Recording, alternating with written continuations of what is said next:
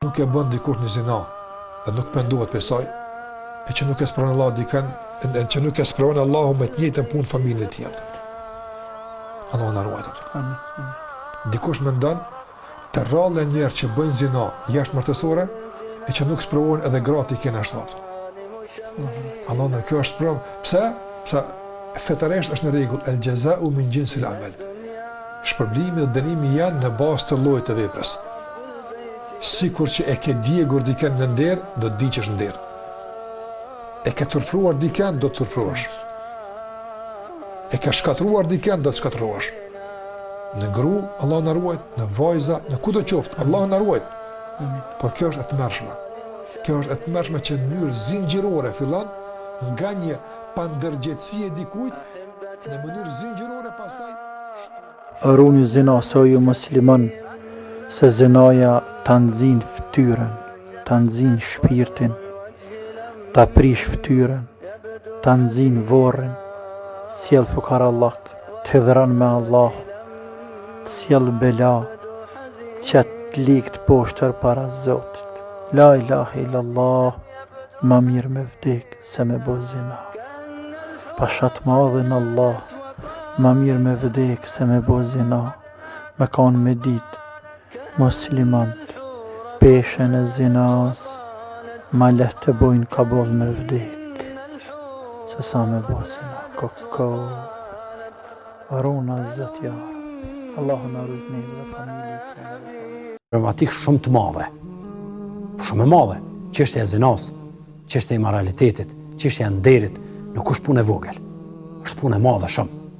Andaj wallahi unë i bajthirje se cilit dhe mundona me e përcjell dhe me hyn zemrën e secilit, e në mendjen e secilit, e me i tregu, e me i mësu, e me ja kujtu se zinaja nuk është punë e lehtë. Zinaja nuk është papasoja. Madje Imam Ahmedi thotë nuk ka gjuna më të madh, më shirkut Allahut azza wa jalla sa zinaja. Moraliteti është punë e neveritshme, është punë e tmerrshme, është punë që njeriu ndoshta i vjen e tepërt ose i vjen e gërditshme edhe të flas për ta, po kupton. Lere mo të mendoj ose të veproj një gjë të tilla, po. Mo kuj si pengon mo që i ka ardhë femna e përdorme? Kuj si pengon? So bo rrafsh se ku me gjetë pa përdorme? As babës si pengon. Ta shejton babalar dhe nana, qikat e të cilëve po ankohen për babën dhe për nanë dhe nanat e tyne.